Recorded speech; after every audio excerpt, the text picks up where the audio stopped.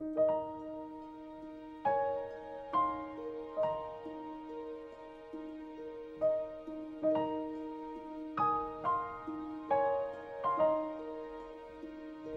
is Alan Steinfeld for New Realities. I'm back with Gary Malkin. Gary, of course, is the founder of Wisdom of the World Wellness, Music for a Meaningful Life. Gary, I want to ask you, how did it all begin for you? When did you realize you had this incredible talent to tune into a nonverbal sound which was behind existence? So please share that with us. Thank you. The first moment that I awakened to the magic of the universe was I was at a friend's house at 5 years old, a new play date because we moved recently. And I found this black box with a bunch of white and black things on it. And I touched a note. And instantly I felt like Dorothy who had opened the door in the black and white cottage that was strewn about by the tornado. And then I was in a colorful world. And I literally felt like I was coming up out of underwater, like, like that. It was that dramatic. Yeah. And suddenly I realized the thing that I had been lacking, common human presence, was completely gone until I touched that note. Beautiful. And for whatever reason, I knew how to play it instantly. My right hand went to a melody, my left hand went to harmony, and I could delight myself. And my mother walks in the room about to pick me up, and the friend's mom says, I didn't know he was studying piano. And my mother's in shock. And she was, I didn't know either, Now, the reason I tell you this story is not to make me out to some sort of...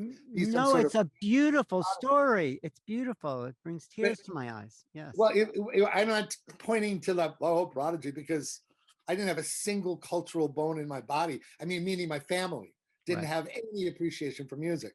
But suddenly, there was this wunderkind that could play whatever you heard. I bring it up because I came in to the music as transformational tool through the back door as a film composer, as an artist who knew that the universal human language for emotion was music. And so I grew up with my heart on my sleeve, very hard for a little boy in 1950, 58, 53. I was born 58. I was 5 years old when I first took the piano. So I was raised by this open-hearted vulnerability. I feel a song coming on, kind of Broadway musical, like completely like the strangest little boy you'd ever meet in your life. Right. I mean, because I wasn't a boy, I wasn't a girl. What the hell was I, right? Right. What I was trained to understand is what ultimately got validated when Brene Brown came into the scene. When Brene Brown talked about that our vulnerability is the birthplace of our innocence and our authenticity and our true self, I literally almost cried that a social researcher would create a socially acknowledged validation for what has been my perspective through which I've been looking since music came into my life. Music, so I'm not the kind of guy that would geek out, except there is a product that I've created called All Is Well, Divine Nine Tunings. And it was using a very unique tuning system that's designed out of Europe to develop accelerated tools that I highly recommend people download on my website if you can. It's called All Is Well. And I did delve into a real geeky kind of frequency-like kind of sound healing modality, right? But by and large, my greatest teacher has not been understanding the frequencies. I've kind of backdoor into that. What I did understand and live by since 5 years old was the wisdom of my emotional heart and to the courage to live vulnerably and emotionally, even if it costs me a lot, which it did. But music was a doorway into the heart then, right? For you. That's what I'm saying. Music became my parents. They became my benchmark for living my life open-heartedly, as Brene Brown would say, wholeheartedly. And to the point where it was always a bit much for people. and it Yeah. still is. It still is. But now I don't have, as old as I am now, I don't have to fucking, pardon my French, I don't That's have to okay. apologize for who I am any longer. Hallelujah, you know? But talk about music a little bit, because I'm not like you. I'm more of a visual person. It's colors and shapes and forms that have always excited me and give me a synesthetic sensing of other things. But music, when you hear music at 5 or even now, I wonder how you relate. For me, it's a sound and it's a nice sound, but it doesn't go as deep into me as, let's say, a visual component or something. Yeah, no. Yeah, So we're all wired differently. Some of yeah. us learn, in fact, in my keynotes and my trainings, Mhm, I say, now, if you know yourself to be a more visual learner, mm, then, and you use music as an activator, then mhm, by all means use that. And many people say that the hearing realm, the first sense that comes into the human body in the embryo, 10 mm, weeks in, I believe, yeah. is hearing. Some people have contested that it was also touch inside the womb, but it's a controversy. Well, it's the heartbeat of the mother, really, that you're hearing, right? I Right, mean, that's the right. sound. And the outside, the voices of Right. your parents Right. as you're coming into term. The last sense to be heard, before, to experience before we die, is hearing as well. And I've always used those two truths as a wink from the universe that said that, in the original, in the beginning was the word and the word was God, that the very beginning of the universe was the Big Bang, right? Right. And that in Thrive they talk about the cymatics, right? Yeah. So Yeah. that sound to me, it speaks to the primacy of listening as essential to our spiritual development and our Mm, emotion, every aspect of us, right?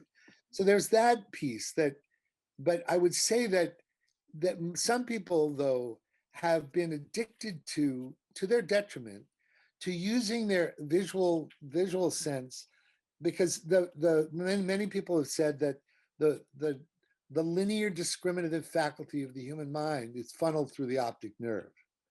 So the capacity to rest your eyes and to feel and hear the imaginal realms in sound only is this is controversial, but it's actually a closer, faster way to go direct to the energy of the field than looking at mm, something. mm, mm. Now, Yeah, I know, you I don't want to get say, that, because it's interpretive. I mean, we've trained ourselves to interpret shapes as, oh, this is a table, this is a book.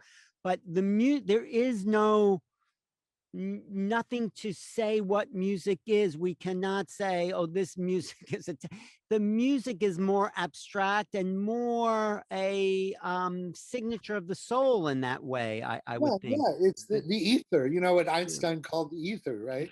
yeah. The field, the ether. But when I was creating these alchemical wisdom tracks with graceful passages. For Mm, those of you who don't know, we're celebrating our 20th anniversary this year. mm, mm, And in particular, there's a poignancy to that I want to talk about right after this mm, conversation about visuals. mm, But when I was putting out these things called wisdom films, and they've been licensed now by Gaia TV. They're called Islands of Inner Peace. And mm, if you go to Gaia TV, Gaia says they're the finest examples of short form contemplative media out there in the world. I'm mm. honored that they Nice. said that. But I wasn't going to release them as visuals because of this slightly pejorative fundamentalist view that you'll get there faster with audio alone, right? But Mm, then wake up to the 21st century, right? mm, mm, Everyone listens when they look at something. right. But because our obsession with linear expression has taken over the world, Mm, if most people don't listen anymore unless there's something to look at. It's a right. really, remember the days when in the 60s, I remember when Sergeant Pepper's album came out, we all waiting for it. And then we all spent all afternoon listening. Whoa, and we used to listen to things before, right? Right. But before you get to that other conversation about graceful passages, can you describe for me, because you're more audio, I'm more visual, how you take music in? When you said you heard that piano for the first time at 5, what happens? Like, where does it enter you? How does it work inside you? I guess I want to ask, you know? All right. Well, the picture's worth a thousand words. So Okay. I'm just going to play. I don't have to play the whole thing, That's but I okay. want to just give you an. So this is Winter Faith. This is one of my albums, and I remembered creating this because I was in despair. I had stopped doing commercials and TV in 2005.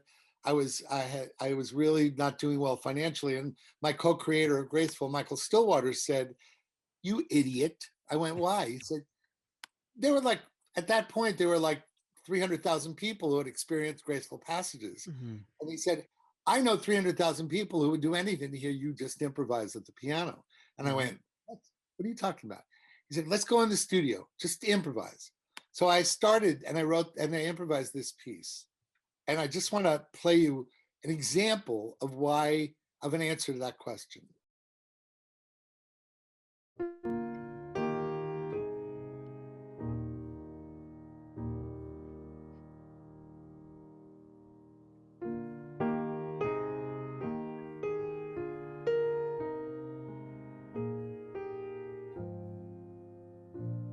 You notice the spaciousness? Mm. It, it has elements of Beethoven's sonata in that. In a little Yeah. bit. I'm so touched you said that. Yeah. But now, when you just stop and listen and go with it.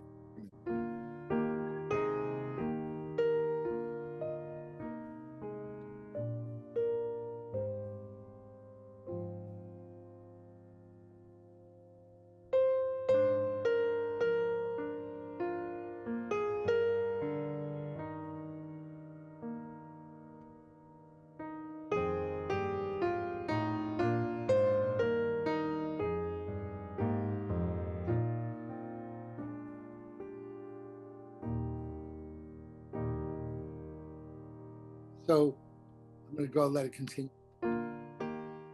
So this is this slow music movement stuff I've been telling you about. And this piece ended up becoming the theme for the Pachamama Alliance. When Oh. they created the Awakening the Dreamer Symposium, I did all the music for their media then. Mm. And it carries this pathos, Mm-hmm. this poignancy of us coming so close to destroying our planet, the very planet upon which we rely on for our lives. Mm. And it has this almost this energy of bless them, for they know not what they do. It has a tint of compassion in it, but it has a sense of finality to it and So, state. You so, know, so in answer to your question, it's about going with where it's inviting you to go inside yourself. Go ahead. no, I was just saying that is your gift in a way. You bring music touches emotion, and like me, I have to search for it a little bit. I mean, I have to say, okay, what am I feeling? But like for you, and which is why you can create it because you feel it and it comes from that place as well. There's a synergistic alignment between feeling and hear and sound. There's But Alan, I want to challenge yeah. you to do something with me. Okay, yeah. I want you to listen to the music and allow the music to be the wind under your wings and infuse your heart that it wants to stay. And instead of just filling space with words, not that you do that, I'm saying, No. how can your words be the eagle that flies through the air as you allow the music to be your dance partner? So I'm going to shut up for a minute and let's just see what comes.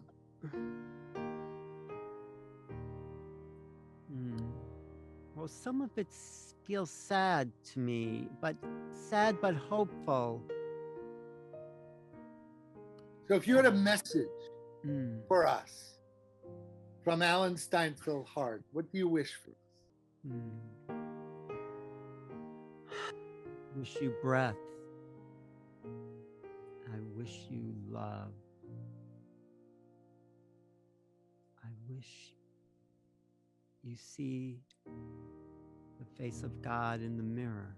Now open your eyes while you're saying it. Make it intimate. Okay, thank you. I wish you to know the joy that you are. I wish you to feel the exuberance you inspire in other people. Now let the music move you for a second. Let it inform what you're going to say next. I wish you to reach for your furthest dreams. I wish for more to unfold beyond your imagination. Yeah, do you feel, if your audience were witnessing you in live Zoom right now, they'd say, because I got chills all over my body, because your willingness to be vulnerable and tender and authentic is a blessing for everyone. And this is what the times we've gotten to, is that we're far too comfortable with words only, and with words meaning neck up only. Words infused with heart and soul. If Jesus walked into the room today, because of the fragmentation in our culture that's gotten used to neck up as the only way, people would go on about their business, they wouldn't even notice it. Because we've lost our ability to feel the depth of our connection to soul, spirit, and the field. But when you open your eyes and you look at me and you authentically wish that, it changes the game. And suddenly it's not neck up any longer. And then we're not human makings or doings. We're human beings together, right? Okay, and hopefully that brings people a remembering and a reconnecting to our heart and soul intelligence, you know? Right. And I just so love, I've never done this live in an interview before with anybody, but it's such a beautiful example, because if you can feel in the field around us right now, Alan, the field has shifted. And suddenly we're being accompanied by the reverberations of authenticity and tenderness and blessing that is like sort of in the air now, even though the music's gone. And this is the power of the universal language of humanity, music.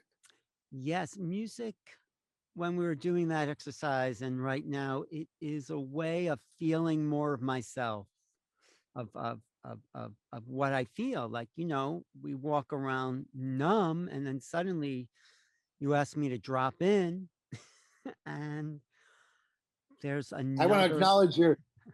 acknowledge your courage and your willingness to be a guinea pig on that. Thank you. I'm happy to do that, but there's another layer of myself to be discovered in this moment, with the music, with you, with no matter who's watching. But there's another layer, I'll say, to you, to all of us, you know, but we are so conditioned by all our things to not be there. And I think if we could have that society. But see, here's the moment, Alan.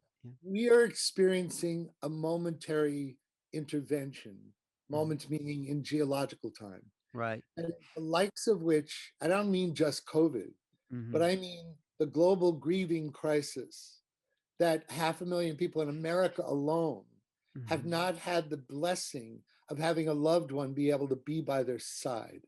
I am initiating a program called, working title, the Global Grieving Graceful Passages Project. And the goal will be to find, until we find corporate philanthropists who will do this, we'll make it available to all family members who've experienced a lost one during this time.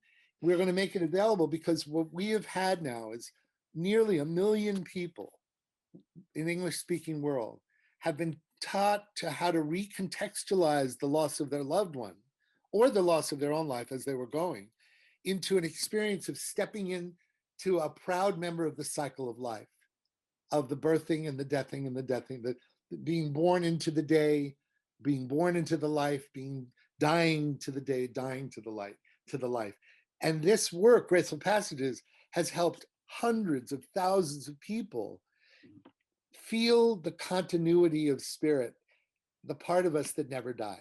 And now I no Mm. longer think of Graceful. It's the work that me and Michael and Doris Stillwater created that is touched over 1 million people, I think, because of all the times it's been passed along to different people. But it is called the most powerful non-pharmacological intervention for the alleviating of anxiety and fear around illness and end of life. And they call it that for no reason. It turns out to be this alchemical wisdom genre of spoken word and music becomes a way that parts the curtain of our defenses Mhm. and drops us into, we're all bozos on this bus. We're all human beings with, we still go to the bathroom. We still have,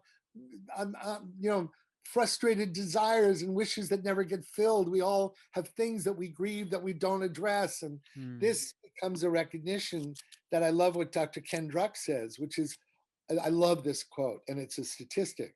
90% of all aberrated acts of human behavior can be attributed to the assimilation, to unresolved grief. Mm. So Yeah. when you think about living in a perfect storm, where a culture denies illness, death, grief, and loss, and it's the accumulated grief that's creating aberration in our behavior, it's the most remarkable, complex storm that we all have to unravel together. And it Mm. unravels by us doing what you just did in front of Mm. me, Thank you.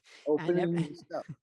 and it is a graceful passage that we're all taking with this virus quarantine. We are in a graceful passage, and Well, we have the opportunity to be in a graceful passage, but well, by no means are we in it unless we open to the wisdom that the presence and the compassion and the tenderness is invited us into, that music does so well, but right? I think collectively things will be changed and different on the other side of it. That's the Bardo experience, the passage that whether it was graceful or not, but hopefully it is making us feel more, and that's what grace is. It's feeling.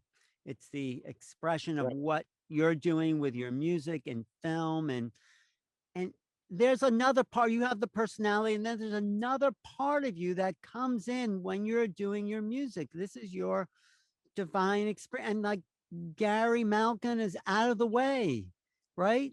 And Right. it's like, Well, ideally, no, I think I you are. sure. No, You, that's how you're able to do it. well, thank you. But do you know the work of Neil Rogan by any chance? Neil Rogan, I know that name.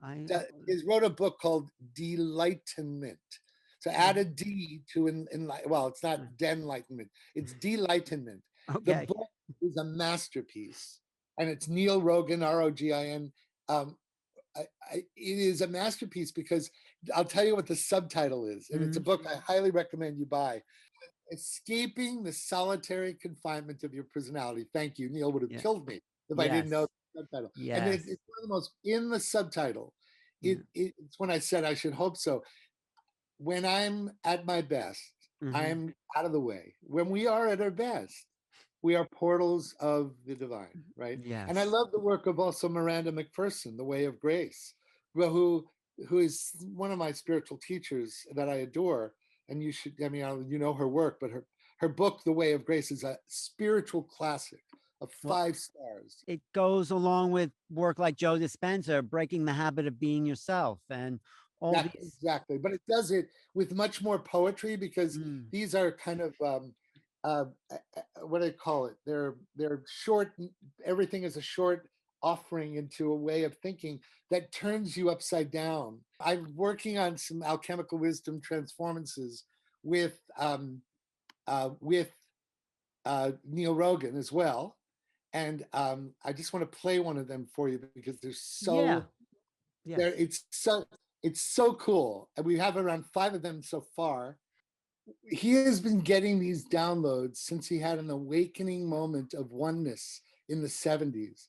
And he's one of the most prolific, he's the voice of Werner Erhard when Est first came out. He was the one that Mhm. wrote all of the speeches Werner did, and he wrote a lot of the copy when Werner first came out. And He's a phenomenal being, and he has this access to who he calls his guides that he kept private for 40 years because he always used to write as a commission for all these other projects. And I've been one of the few people in his inner tribe that have said, go, go, go, put out your book, which is all these amazing, beautiful phrases that come from a unified field. Yeah. But his wisdom he's known in our community as one of the greatest scribes that we've ever known. Yeah. And that's why we're very proud of his new book, Delightment. So check this out. Now, this is a little controversial because some people who are experiencing severe challenge and loss, like people who have had a horrible accident, or people who are like sick, cancer, whatever, it's challenging because when you're challenged by that level of what the Jewish people call tsuris, challenges, it's not like you co-created that. It's important not to feel like you blame yourself. But for most people who are in this complaining mode and not prone to gratitude, this will have great resonance. So check this out. This is Neil Rogan. You ever find yourself upset when things didn't go the way you expected? Or somebody did something that you didn't like? You find yourself hanging on to these upsets? Well, here's something that may give you a different take.